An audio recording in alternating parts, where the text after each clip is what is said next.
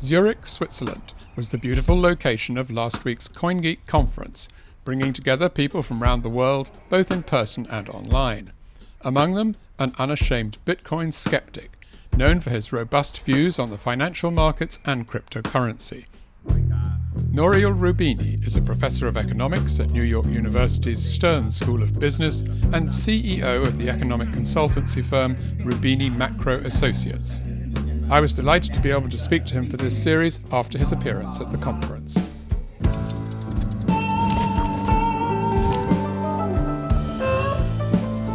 You're listening to CoinGeek Conversations with Charles Miller. Professor Roubini, thank you very much for joining me today. Great pleasure being with you. Thank you. Let me start off by asking, if I may, you're a big critic of cryptocurrencies, and many supporters of Bitcoin SV would agree with you on many of the points. To what extent do you accept a distinction between Bitcoin SV and BTC, Bitcoin, and other cryptocurrencies? Well, first of all, I would say that I'm not familiar with the details of BSV, and therefore I don't want to specifically speak about that. I've made a wide range of criticism on the fact that pretty much Bitcoin, but pretty much any other cryptocurrency I know of is not a currency, is not a unit of account, is not a scalable means of payment widely used, is not a stable store of value, is not a single numeraire, is not something can be used to price assets and liabilities and so on. And those kind of criticism, I think, apply to a wide range of stuff that people call cryptocurrencies. I also argue that most of these things are not even assets, because typically stocks, bonds, loans, real estate give you income or some services. Commodity gives you services. Gold is used in industry. Gold is, jewelry. Gold is a stable store of value, a hedge against tail risk of various sorts. While Bitcoin and other cryptocurrencies don't have any income, they have no utility, they are not used as jewelry, they're unstable, and therefore they don't have any fundamental value. And with proof of work, they hog so much energy that then they're environmentally dangerous. So actually, you should impose a carbon tax on it, and their value will be negative. So I think it's a broad range of criticism, but I don't want to speak specifically about BSV that I'm not as familiar of. One specific, if I could pick up, is the slow transaction speed or the limited number of transactions that BTC can do. Well, that is different on Bitcoin SV. 50,000 transactions per second were demonstrated a couple of days ago. So there are significant sort of practical and factual differences there. And the emphasis within Bitcoin SV on entrepreneurship and utility, creating something that is useful for something rather than for speculation, I would have thought goes with the grain of many of your arguments. Well, on that specific point that has to do with scalability, I usually go back to the point that was made by Vitalik Buterin, the creator of Ethereum, about the inconsistent trinity. He said in crypto, you cannot have at the same time something that is really decentralized, that is scalable, and is also secure. Say traditional financial systems, legacy, are centralized. We centralize institutions, banks, and others, but they are scalable. You can do tons of transactions, and they're secure because, I've often had somebody, of course, stealing my credit card, number, but I call with one phone call, they block the transaction, they send me a new one, and my deposits are guaranteed. So I've never lost a penny, so I feel secure, as opposed to a situation which somebody can steal my private key and my money is gone for good, for example. So a lot of crypto, first of all, is not secure. Proof of work, traditionally, the way it was done with Bitcoin, BTC, was not scalable because of block size. But the reason why I understand they kept the block size small was to allow what they pretended to be decentralization by having at least a system where, anybody who has even a computer at home can maybe verify the transaction.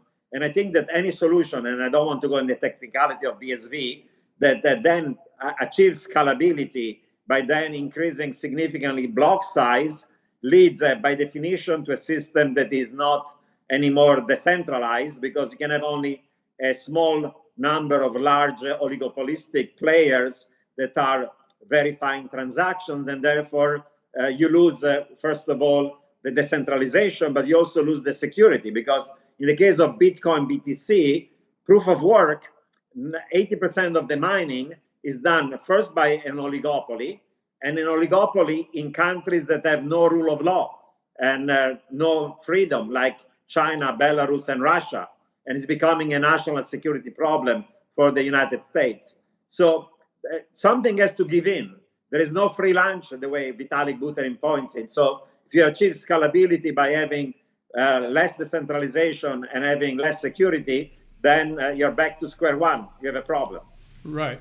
Well, yeah, as you say, let's not get into the technology here, but I'm just wondering, well, as an economist, I would have thought you must be interested in the idea of a currency that in principle runs itself with a fixed supply of money. I mean, is that something new in the history of money? First of all, any economist would tell you that if there was a currency that has a fixed supply in the limit, that's not a good currency, because a currency, the money supply, has to increase by the number of transactions, GDP, time your inflation target. So say growth maybe is 2%, inflation target 2%, so nominal money has to increase by 4% per year in order to maintain that price stability for given velocity. So anything like Bitcoin BTC that reaches in the limit 21 million, leaving aside the scalability, leads to price deflation. Because by definition, if this money supply is given and you have to grow the economy, then the price level has to fall. So it leads to deflation, and deflation leads to debt deflation. The real value of liability rises. That was the problem of any fixed exchange regime or even system like the gold standard that collapsed during the Great Depression and led to people go off gold. So something in fixed money supply, first of all, doesn't make sense. Has to be something that rises by nominal GDP target. Two, most of these cryptocurrencies are not in fixed supply, and actually they're debased every day. Their supply can be increased at will by the creators, by the whales, by the founders, and so on. So people worry about the debasement of fiat currency, but thousands of these cryptocurrencies, pseudocurrencies, been debased at the will by ICOs that were scammed, where they issue money, printed this token, took the money, ran to the Caribbean, buy themselves yachts and villas, and disappear. There's been criminal activities. So this idea that these things are stable monies has not been proven in any way or form yet. Certainly with ICOs, those are by definition tokens that are issued at the whim of a founder. Yeah. But yeah. I think we do know that with Bitcoin that can't happen. And then that supply limit implies long-term deflation. If Bitcoin was becoming the unit of account, the means of payment, then you're going to have deflation for the long term. And that leads to debt deflation. There's a huge problem, as we know, because the real value of your nominal debt goes up over time and people go bankrupt. So you need something, if you want to design it, in principle, you have to design something where in the long run, the supply of that money increases by your nominal GDP target. But does that reduce the options to ones in which governments are in control of currencies then? In my view, governments that create currencies that are stable with low inflation have credibility. And in advanced economies where inflation is low, that's why nobody has switched to cryptocurrencies, because there is no need for it. You can get payments, and the payments are actually becoming cheaper. Yeah, there are transaction costs involved, but now there is more competition from fintech. And some of those transaction costs come from the fact that we need to have regulation and supervision of the banks. We need some MAL, we need some KYC. we need the deposit guarantees. I'd rather pay a small fee to my bank for being safe, so that if somebody gets my bank account or credit card with one phone call, I stop it, I get a new one, and I'm made full. That's a small price insurance to pay for having that system that is secure. We pay for it, but I'd rather pay for that. In a system like cryptocurrencies, when there is no form of deposit insurance, and they say transaction costs are low, and they're not low, for most of them are high, and then somebody can steal your private key, and then your money is gone for good, and there is no recourse. That's a risk I would never take. I could have my entire wealth wiped out, not just my cash balance, my wealth. Why would I want to do that? I'd rather pay a small fee with legacy financial system where there are trusted institutions I can trust.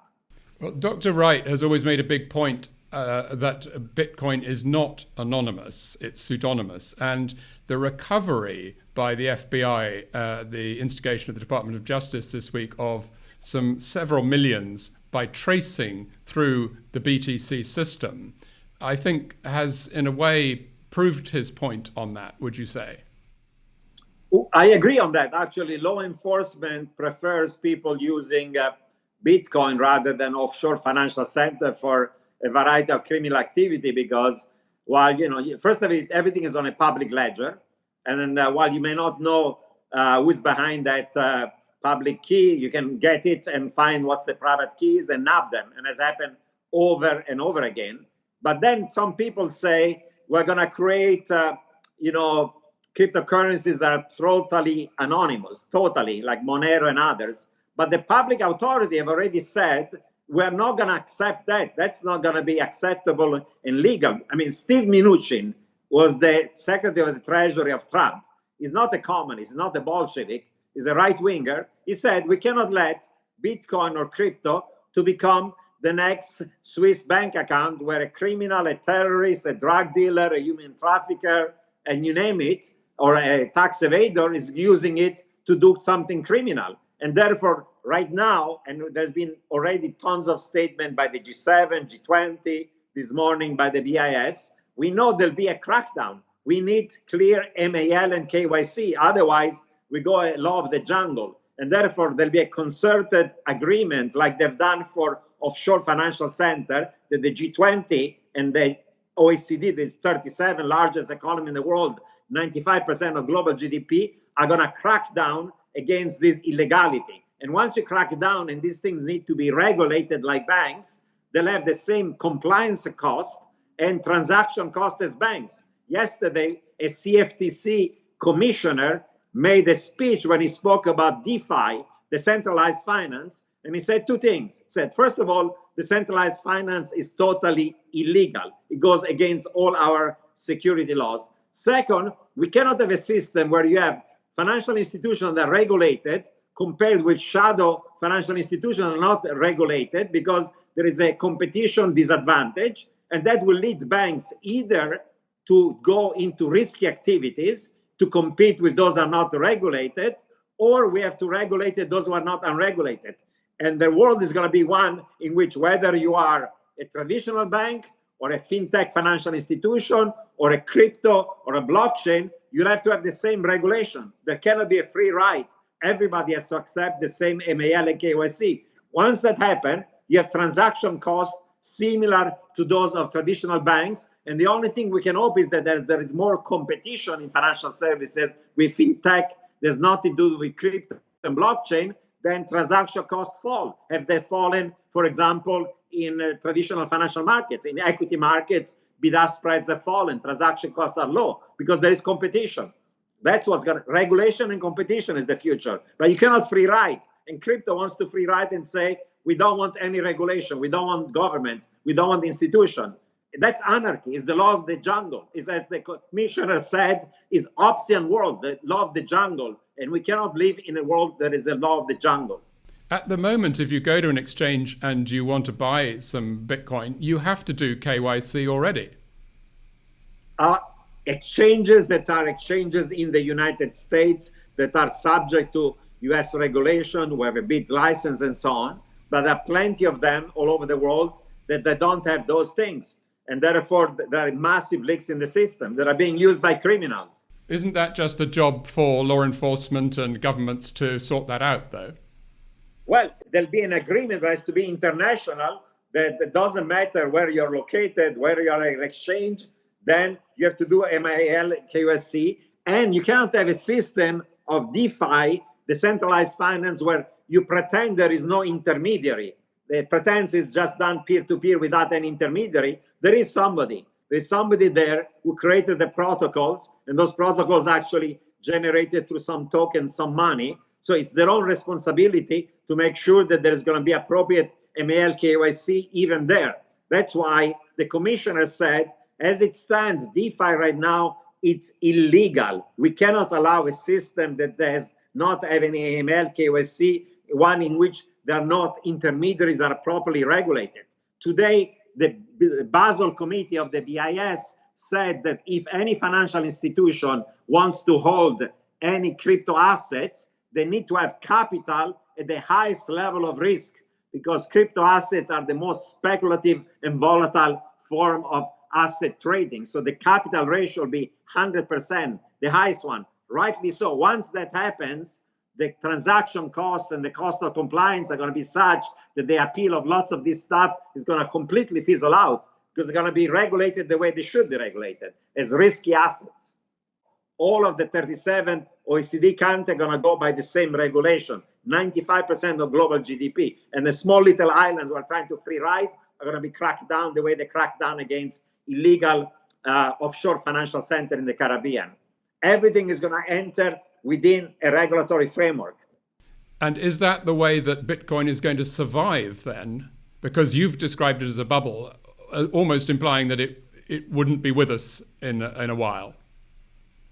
Well, Bitcoin in the specific, in my view, is a bubble, doesn't have an intrinsic value, and given proof of work is such an energy hog that eventually people are going to impose a carbon tax. And once that happens, the value of it is going to collapse. As I said, doesn't have income, doesn't have a utility, it's not a means of payment, it's not scalable, it's not secure, you name it. So these things, most of those crypto pseudo-currencies have already lost 99% of their value because they were scam in the first place. Eventually, regulation implies that the value of these things is gonna fall sharply. You know, the other day when the FBI recovered some of that money from the ransomware from the Colonial Pipeline, just as a reaction to that and nothing to do, Bitcoin fell by 7% in value. And the other day, the FBI came up with a news that they had this anonymous app that criminals around the world were using for doing illegal stuff. They nabbed them, and they arrested 800 people all over the world. And once they start to do the same thing to regulate crypto and the criminal activity, again, lots of the illegal stuff is going to be done through crypto, is going to also collapse in value, and the price of these assets is going to fall sharply.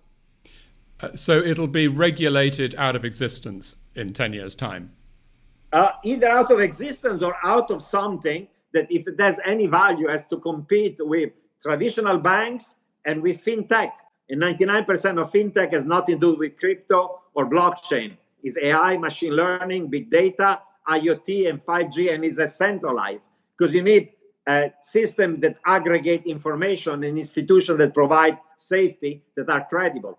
I don't believe in a world of the jungle where there is anarchy, there is no institution, there is no government, there is no corporation, there is no bank. Of course, you need regulation, you need credibility, you need reputation, but you build it by having institutions. So the whole concept of decentralized finance is just like living in anarchy. You need ways of enforcing contracts. Even the idea of smart contracts is nonsense. They're not contract and they're not smart unless they can be enforced by a court. Cannot be just a machine or technology enforces contract. You need legal institutions, you need lawyers and law firms. All these things are the base of society, institution. The reason why we have institutions, public and private, that have reputation and credibility. Thank you so much, Professor. And I'm interested that a lot of what you said at the end there could have come out of the mouth of Dr. Craig Wright in terms of bringing the law to bear on these things and bringing institutions to bear within this world, just like any other part of society. We agree on the rule of law, certainly on that one. Thank you. Thanks for your interest. Thank you, and goodbye for now. Cheers. Bye.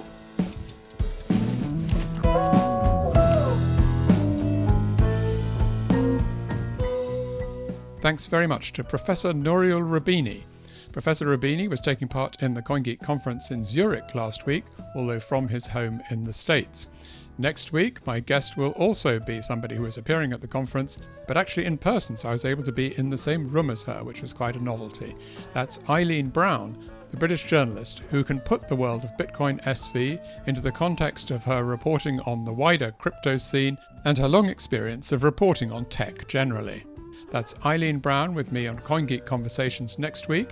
Until then, from me, Charles Miller, thanks very much for listening and goodbye.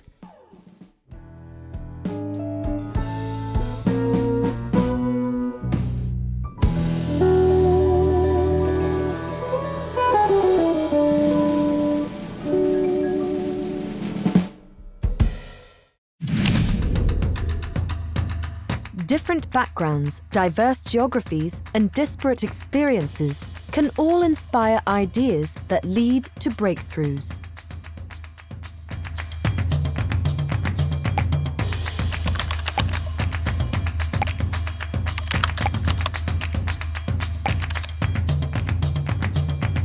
And with blockchain, we've barely scratched the surface on its potential. So what's next for this breakthrough technology, and where can it take us? That's where you come in. Learn to leverage your creativity and harness the power of blockchain technology to tackle the biggest challenges of today and opportunities of tomorrow. Discover how you can make your ideas a reality with BSV, the only blockchain that scales unbounded, offers a stable platform with world-class security, and the support of a global community of experienced, knowledgeable developers. Join the 4th BSV Virtual Hackathon, and let's build the future on the blockchain.